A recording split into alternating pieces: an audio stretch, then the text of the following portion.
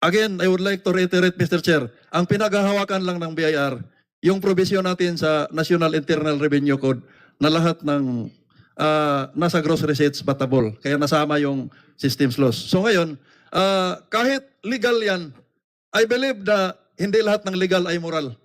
Kailangan magsama po yung legal at saka moral.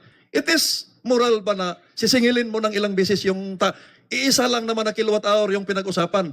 Just to reiterate, just to emphasize, Mr. Chair, iisang kilowatt hour lang pinag-usapan natin mula paglabas ng generating set papunta sa bumbilya ng bahay ko. Dumaan lang sa iba-ibang sektor, transmission, distribution. Tapos every sector na dinaanan, pinapatawan natin. So kindly think of the morality on that particular. Now, to the Department of Energy, paulit-ulit na nating narinig na si DBM nag-release na ng budget para mag-angkat tayo ng fuel. My question, Mr. Chair, to the Department of Energy, ano po yung scheme na gagamitin natin, pagbinta natin? Ano yung scheme? Ano yung pamamaraan pagbinta natin? Kasi pondo ng gobyerno yan through the PNOC. Paano natin ibinta yan?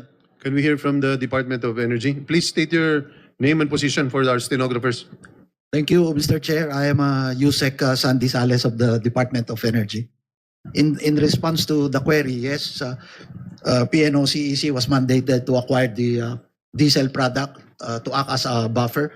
And currently, the finalization of the guidelines on how to sell or distribute the product. The first shipment landed last week. The second shipment of a bigger shipment of 300,000 barrels will arrive by the end of this week. So, and we are already in the department cognizant of the concerns of the transparency and the fairness of distributing or selling this diesel. So the guidelines really coming out will be to target the distribution of the diesel to the most needy. So we are receiving direct guidelines and guidance from the Uplift Committee in identifying. But principally, our initial identification po is ang ating transport sector, principally yung mga jeepney at saka yung mga bus that really use the diesel products.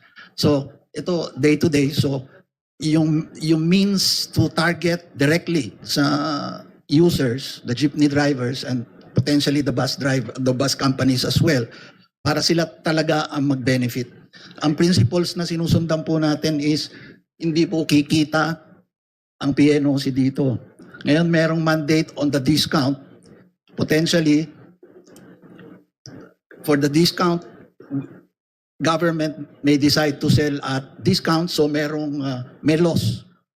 Kasi kung isesell ko lower than buying price as aid dun sa targeted sectors, potentially magkakaroon ng loss yan. Pero during this particular period, I think we can look at it as part ng ayuda na direct na binibigay. Ito naman will be indirect through discounted diesel fuel to the more affected sectors ng ating lipunan po.